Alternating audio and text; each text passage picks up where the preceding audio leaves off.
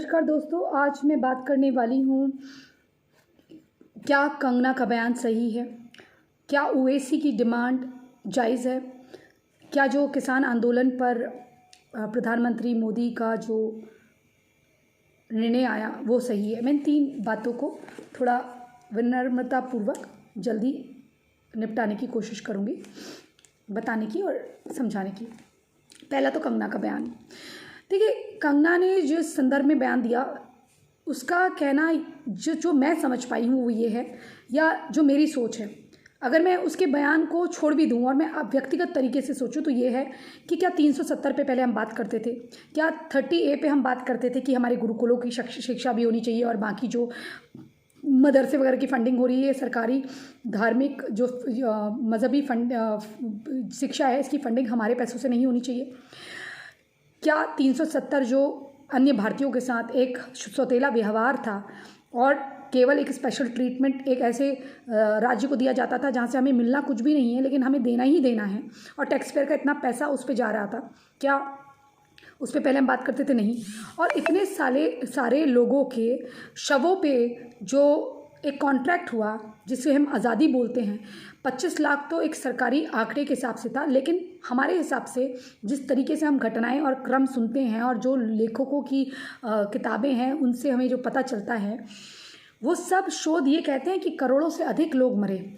और यहाँ तक भी हमने ये भी सुना था कि कई महिलाओं की जब उनके साथ दुष्कर्म किए जाते थे, एक व्यक्ति थे, काफ़ी बुजुर्ग हैं, वो एक रेस्टोरेंट चलाते थे, तो उन्होंने बताया कि उनकी दादी तब बहुत युवा थी और बच्चे छोटे छोटे थे, तो उनकी दादी का एक रेड़ी चलाने वाले ने, जो उनके घर के आगे रेड़ी लगाता था, उसने उनके साथ दुष्कर्म करा। उसके बाद उनकी छाती काट के लिख दिया, चिपका के उसमें दीवार में प्राचीर पे कि H यानी कि हिंदू।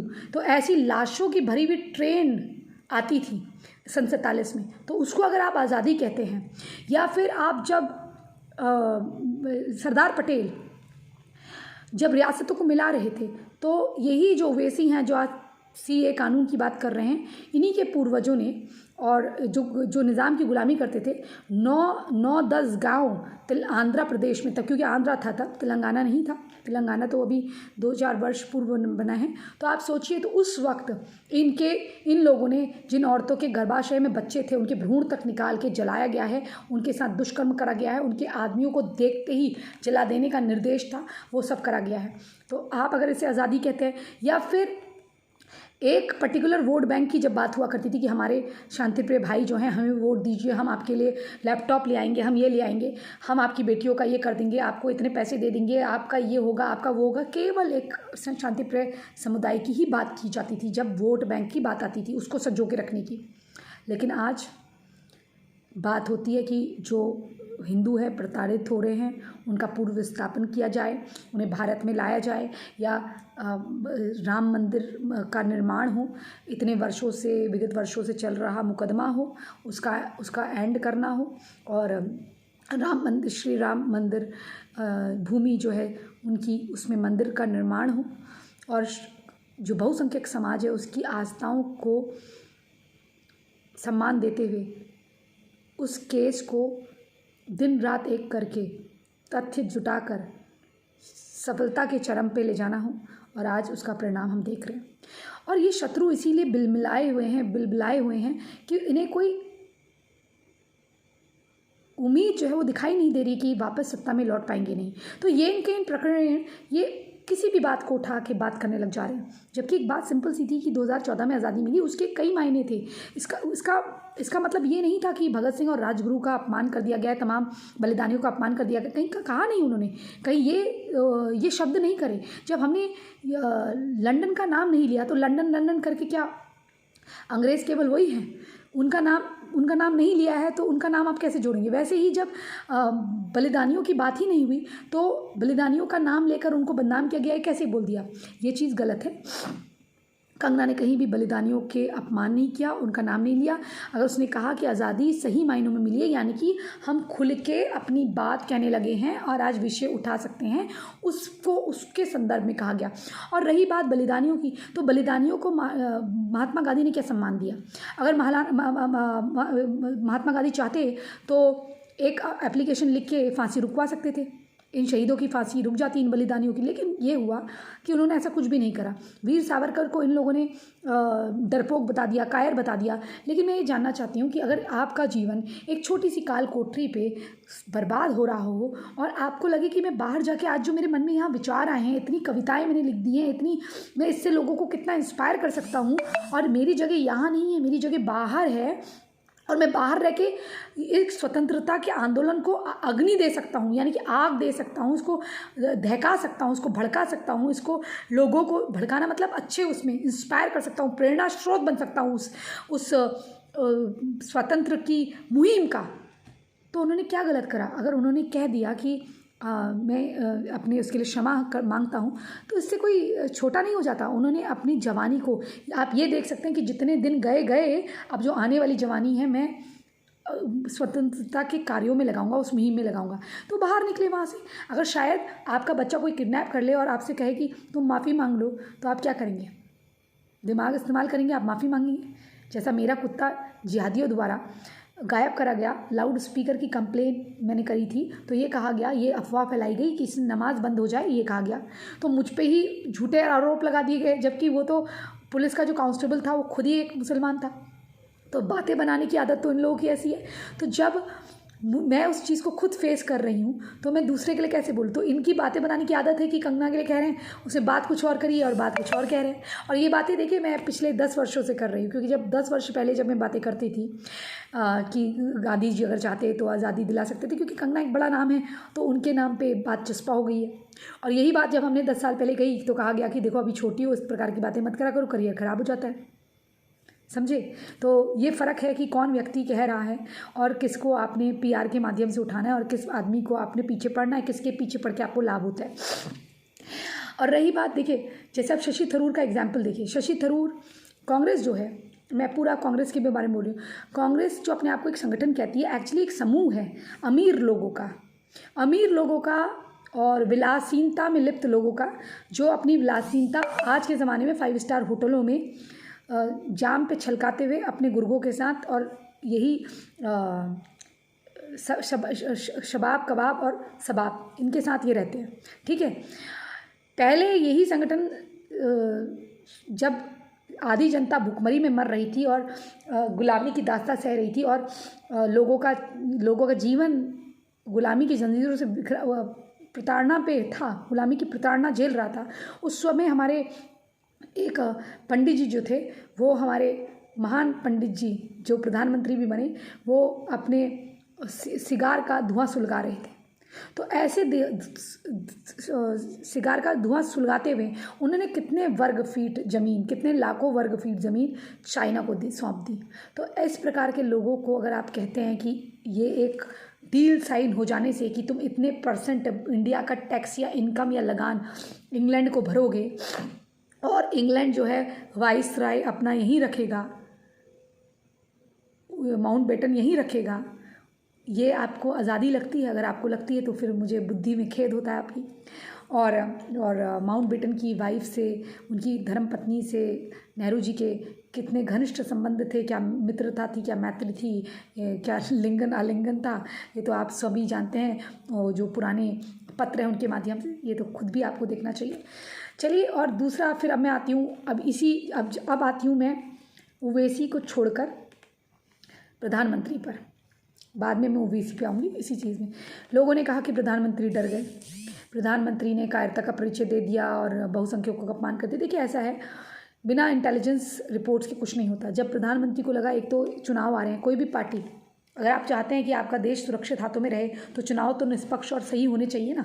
तो अगर आप चाह रहे हैं कि भारतीय जनता पार्टी वापस आए या योगी महाराज वापस आए, तो आप कैसे, जब वो सही से संपन्न ही नहीं होंगे चुनाव, उसमें वही विघ्न धलेगा जो राकेश टिकैत जैसे लोगों ने बंगाल में करा है, वही क्रूरता, वही चीज़ें होंगी। और जो इतने क्रूर हैं, इतने विवेक और बुद्धि के परे हैं, इतने बुद्धिहीन हैं और इतने उग्र प्रवृत्ति के हैं, जो अपने निजी स्वार्थों के लिए देश की तिलांजलि दे सकते हैं, देश की आहुति दे सकते हैं। विदेशी फंडिंग वाले राकेश टिकैत जो हैं, जो राष्ट्र के गौरव, हमारे राष्ट्र ध्वज का अपमान कर सकते हैं, वो राकेश टिकैत के लोग जो दोबारा से ट्रैक्टर रैली का आयोजन करना चाहते हैं। आप क्या चाहते थे कि एक तरफ तो चुनाव हो रहे हों और दूसरी तरफ ये ट्रैक्टर और ट्रक दौड़ाए जा रहे हों? इसलिए बहुत ज़रूरी था इसको थमना, क्योंकि ये सूचना थी कि बहुत जगह से पाकिस्तान यहाँ पर सप्लाई कर चुका है और सप्लाई कर रहा है। ड्रग और हथियार की तस्करी बहुत मात्रा में हो चुकी है। प्लस जो खलिस्तानी हैं वो ट्रेनिंग ले रहे हैं और हो सकता है कि इस चुनाव में उसका दुरुपयोग करें। तो सीधे सीधे प्रधानमंत्री ने 2 शब्द बोले थे कि ये रद्द करते हैं। उन्होंने रद्द कर दिया। रद्द करने के बावजूद भी आपने देखा राकेश टिकैत का रवैया क्या रहा। राकेश टिकैत ने इसको एक अभिमान के तौर पे लिया कि भाई एक जीत हो गई है, अब दूसरी जीत भी हमें मिलनी चाहिए। अब MSP का कानून ले आओ, अब जो हमारी और मांगे हैं उस पर, जो मरे हैं लोग उस पर माफ़ी मांगे। भाई अगर मैं कहीं बाहर धरना दे रही हूँ, मैं अपने माँ बाप को, अपने दादा दादी को लेके धरना देने लग जाऊँ और बारिश हो रही है, मौसम गंदा हो रहा है, महामारी फैल रही है, तो मरेंगे नहीं तो क्या होगा? उसके लिए तो माफ़ी राकेश टिकैत को मांगनी चाहिए। जहाँ पर लड़कियों के साथ क्या क्या नहीं हुआ, दुष्कर्म हुए, उनके सम्मान से खेला गया, उनकी मृत्यु हुई, और वहाँ स्मैक और चरस गांजा बट रहे हैं उस आंदोलन में, वहाँ शराब की बोतलें आ रही हैं, इतना कुछ हो रहा है। और मैं उनको किसान नहीं कहूँगी। एक तो है बहुत अमीर लोग जिन्होंने फंडिंग ली हुई है, जो आलीशान रिक्रिएशनल व्हीकल में बैठे हुए हैं, जहाँ सोफ़े लगे हुए हैं, जहाँ 22 लाख का ट्रक तैयार करा गया है, उसके अंदर सोफ़ा सेट और TV लगाया गया है कि आंदोलन लंबा खींचे तो वहाँ नहाने धोने की और शौच की सुविधा हो।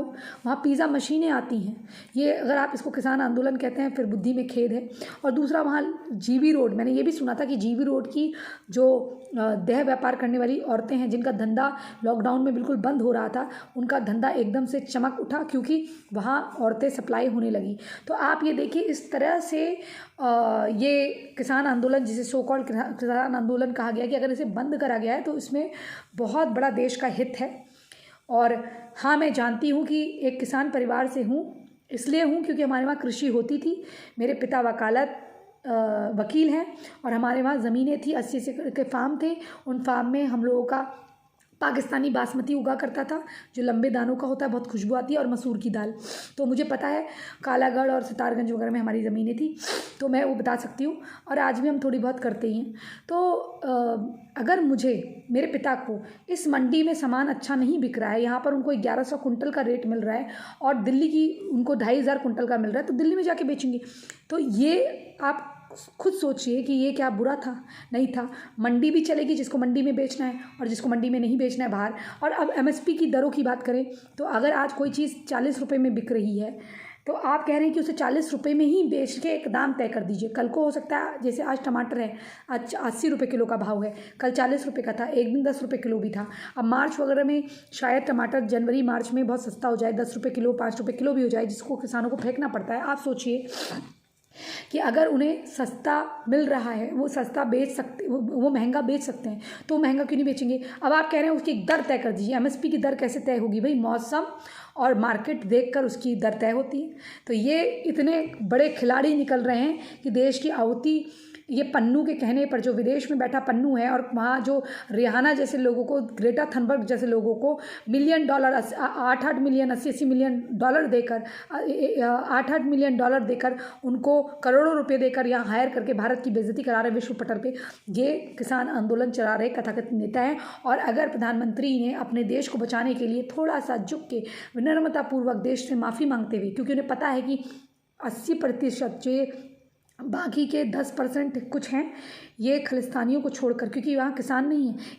एक दिन भी कोई किसान बिना खेत छोड़े नहीं बैठ सकता। उनको अपनी फसलों को देखना होता है, चिड़िया जो आती हैं अनाज खाने, उसको भगाना होता है, और कीटनाशक वो डालने होते हैं। तो किसान ऐसे रोड पे नहीं बैठता। यही राकेश टिकैत, इनका 30 लाख का, 40 लाख का गन्ना शुगर मिल में जा रहा था जब ये किसान आंदोलन के नाटक कर रहे हैं। उस बीच में इनका 2-3 महीने पहले की बात है, इनका शुगर मिल में जा रहा था। दूसरी चीज़, इनके 8-8 शोरूम हैं, पेट्रोल बंक है। बीच में एक दिन किसान आंदोलन छोड़ के इनको बुलाया गया, मेरठ या शाहजहाँपुर में बुलाया गया, तो इनके बेटे का जो था बुलडोजर जब्त था, क्योंकि इनके बेटे को रोड का 1600 करोड़ का या 2000 करोड़ का ठेका मिला हुआ है।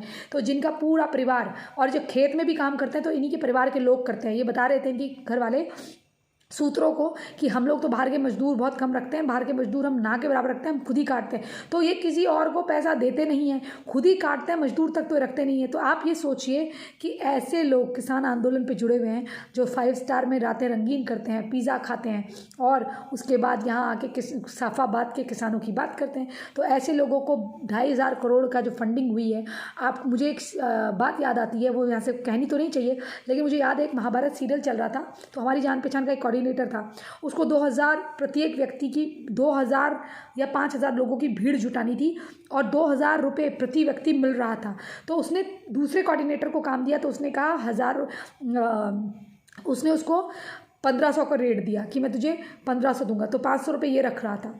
अब उसने रेट दिया कि तू कितने का देगा, तो उसने कहा मैं 800, उसने लोग दूसरे कोऑर्डिनेटर से कहा कि 800 रुपये में तू लोग लिया। तो आप सोचिए 800 से होते होते 100 रुपये तक हो गया, तो 100 रुपये में भी भीड़ लाई गई। किसी की 500 रुपये की भीड़ होगी, किसी की 1,500 रुपये की भीड़ होगी, किसी की 800 रुपये की भीड़ होगी, किसी की 1,500 की भीड़, किसी की 800 की, किसी की 500 की, किसी की 100 रुपये की। तो ऐसे लोगों को आपस में फ़ायदा हुआ। ऐसे ही बिचौलिए हैं और ये बिचौलिए यहाँ पर बड़ी बड़ी कारों में आके आ रहे हैं और ये किसान आंदोलन का नाम ले रहे हैं। ठीक है, ये घटना हो गई और ये मोदी झुके नहीं अपने देश को बचाने के लिए कि आगे कोई इस प्रकार की घटना ना हो। एक बार चुनाव अच्छे से बीत जाए और जो इंटेलिजेंस ब्यूरो की रिपोर्ट थी ऐसे हमले हो सकते हैं, तो उसके लिए ये आंदोलन को थामने के लिए करा गया। लेकिन उसका नतीजा क्या हुआ आप देख ही रहे हैं। एक बड़ा पेड़ झुका, फलदार पेड़ झुका, लेकिन उस फलदार पेड़ जिसके लिए झुका उन लोगों ने उसका महत्व ही नहीं समझा। अब आपसे मैं एक बात कहती हूँ, अगर कानून लाए गए, जिनके लिए कानून लाए गए, जो लोग खुश थे, वो लोग कितना सड़कों पे निकले। अगर वो भी प्रदर्शन करते और कहते राकेश टिकैत यहाँ से बोरिया बिस्तर खाली करो, अगर एक संगठित होकर करते, खूब भीड़ जुटा के करते, पूरे देश के किसान जिनको फ़ायदा हो रहा था वो आके करते और कहते प्रधानमंत्री मोदी हम आपके साथ हैं। लेकिन लोगों ने क्या करा, अपने घर में बैठ के तारीफ़ें करी। लेकिन वो राकेश टिकैत जो अपना घर छोड़ के वहाँ पर दूसरा घर बना के उस रोड को घेर कर करोड़ों का नुकसान एक दिन का बॉर्डर का कर रहा है, कितना सिंगू बॉर्डर पे कब्जा डाल के बैठा हुआ है, हाईवे को रोक के बैठा हुआ है, कितने करोड़ों का नुकसान करके बैठा हुआ है, कितने किसानों की जो फसलें थी वो ख़राब हो गई हैं, लोग रो रहे हैं, कई लोगों ने सुसाइड कर लिया है, उसको वो नहीं दिख रहा है। जिस पंजाब के लोग आंदोलन आके कर रहे हैं वहाँ पर धरती में मरकरी है। वहाँ की जब मैंने किसी से कहा था मुझे हरे वाले मटर जो ड्राई हैं मुझे बहुत पसंद हैं, उसे मैं सैलेड में मिला के खाऊंगी, प्लीज़ मेरे लिए वहाँ से लाओ। तो मेरे उस पत्रकार बंधु ने कहा कि भैया वहाँ के मटर खाने से अच्छा है जहर खा लो। वहाँ के मटर वहाँ का खुद का जो राशन है वहाँ के लोग नहीं खाते। आपको एक बात और बता देती हूँ जो मैं अपनी लाइव में कहना भूल गई थी कि आपको ये बताते हुए मुझे अफसोस हो रहा है कि पंजाब में ज़्यादातर जो आटा है वो मध्य प्रदेश और बिहार से आता है। वहाँ की जो किचन में 90% ही है, वहाँ का खुद का अनाज खाने लायक नहीं है क्योंकि उनके वहाँ अनाज में मरकरी है। और एक इनकी मोहा एक जगह है जहाँ पर आपका गढ़ माना गया है। आप जो पार्टी वहाँ से जीत रही है, वहाँ से जो ट्रेन चलती है वो चंडीगढ़ को जब आती है तो कैंसर के ज़्यादातर पेशेंट होते हैं। तो ये बात है। चलिए अब मैंने ये बात कर ली। अब इसी बात पे ओवैसी कह रहे हैं कि अब वो सीए के लिए भी लाएंगे। तो ये तो हम सबको पता था कि आज अगर ये कानून वापस हुआ तो सीए पे भी चर्चा होगी, इस पे भी होगी। अब सोचिए जिनके घुसपैठिए इतने 9 करोड़ यहाँ आके बसे हुए हैं, जो हमारे लाउड स्पीकर धीरा कर ले बोलने पर हमारे कुत्तों को हलाल कर रहे हैं, हमारे घर के लोगों को उठाने को तैयार हो रहे हैं, हमारे वहाँ चोरी चकारी कर रहे हैं इनके लोग, और फ्री का राशन पानी खा रहे हैं। तो इन लोगों पे कैसे लगाम लगेगी। तो ये लोग की तो अब और हिम्मत बढ़ गई है। तो कुछ चंद हिंदुओं को विदेश की धरती से जहाँ प्रताड़ना हो रही है उनको यहाँ लाने के लिए अगर एक सीए का कानून बना हुआ है तो वो भी इनकी आंखों में चुभ रहा है। ये है, देखिए ये वही ओवैसी है जिन्होंने विभाजन के वक्त जिनके बाप दादाओं ने निज़ाम की गुलामी करते हुए न केवल अपना धर्म बदला निज़ाम के दरबार पे बड़ी पोस्ट पाने के लिए, बल्कि 9 गांव आंध्र प्रदेश के जलाए और वहाँ जो औरतों के पेट में भ्रूण थे उनको तक मारा गया और आदमियों को जलाया गया। ये ओवैसी वो हैं। तो विभाजन का बीज तो एक्चुअली 7वीं शताब्दी में दल चुका था, जब पहला जयचंद जो है, जयचंद प्रकार का व्यक्ति जो कन्वर्ट हुआ। मतलब मैं जयचंद ही नहीं कह रही हूँ, जयचंद प्रकार का जो सूफियों के कारण हुआ। ये सॉफ्ट जिहाद है, इससे ज़रा बचिए। और ये मेरा विश्लेषण था। अगर देश में कोई कानून अगर आपके लिए लाए गए हैं और आपको अच्छे लगते हैं, तो उसके लिए आपको भी दूसरे की रीढ़ की हड्डी बनना पड़ेगा कि हम आपके साथ हैं। मैंने आपको कोई चीज़ दी और आपका पड़ोसी कह रहा है कि नहीं ये चीज़ इसको मत दो, इसके विरुद्ध है, इसके खिलाफ है, और आप खामोशी से बैठे हुए हैं और वो मेरे पशुओं की, मेरे घर वालों की जान के पीछे पड़ गया, तो मैं क्या कहूँगी? विनम्रतापूर्वक मैं इसको वापस लेती, यही कहूँगी ना। और आप कहेंगे नहीं नहीं वो तो बहुत अच्छा था, तुमने क्यों ले लिया? अब आप शिकायत करेंगे, तो शिकायत करने का हक उन लोगों को कदापि नहीं है। उन किसानों को बिल्कुल कंप्लेन करने का हक नहीं है, शिकायत करने का हक नहीं है, जिन्होंने प्रधानमंत्री के कानून लाने के बाद जब ये राकेश टिकैत ने अपना नाटक शुरू करा, इस सड़क छाप आदमी ने, तब आपने इसके लिए कुछ नहीं बोला। तो इसी संदेश के साथ ये आपको बताते हुए कि स्वतंत्रता आखिर में है क्या, जब आपका देश पूर्णतः भगवा होता और जिस झंडे के नीचे महाराजा अर्जुन देव ने, गुरु नानक देव ने और हमारे सिख गुरुओं ने और राणा सांगा ने, महाराणा प्रताप ने, छत्रपति शिवाजी महाराज ने, राजे महाराज ने ये जो तपस्यापूर्ण लड़ाई करी, जंग लड़ी स्वतंत्र दिलाने के लिए, उस झंडे के नीचे लड़ी जो झंडा भगवा था। ये झंडा जो गांधी ने आंध्र प्रदेश के पिंगवारी कुछ हैं, पिंगली कुछ थे, उनसे जो बनवाया, मैं ये मानने को तैयार ही नहीं हूँ कि उन्होंने अपनी राय नहीं दी होगी। जो विभिन्न प्रकार के झंडे आए थे उसमें ये हरा और ये सफ़ेद जोड़ा गया, ये ईसाई और ये मुसलमानों का, जबकि ये भारत क्या है? सनातनी राष्ट्र है। और जिन लोगों ने वोट करा उनको यहाँ रखना बड़ी गलती थी। जब धर्म के नाम पे विभाजन हुआ और लाखों की करोड़ों की लाश यहाँ आई, उस पर एक एग्रीमेंट कर जो आपको दिया गया वो एक कॉन्सोलेशन प्राइज़ बोल सकते हैं आप, सांत्वना पुरस्कार। लेकिन आप ये नहीं कह सकते ये आज़ादी थी।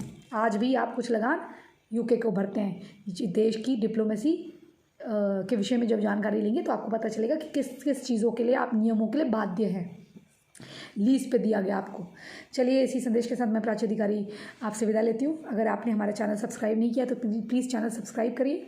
और डायलॉग टुडे के सारे दर्शकों को मैं ये कहना चाहूँगी, प्लीज़ इस चैनल को सब्सक्राइब करिए। आपको नॉलेज की बातें और विभिन्न प्रकार की खबरें यहाँ पर अवश्य मिलेंगी अगर आप चैनल को सब्सक्राइब करते हैं।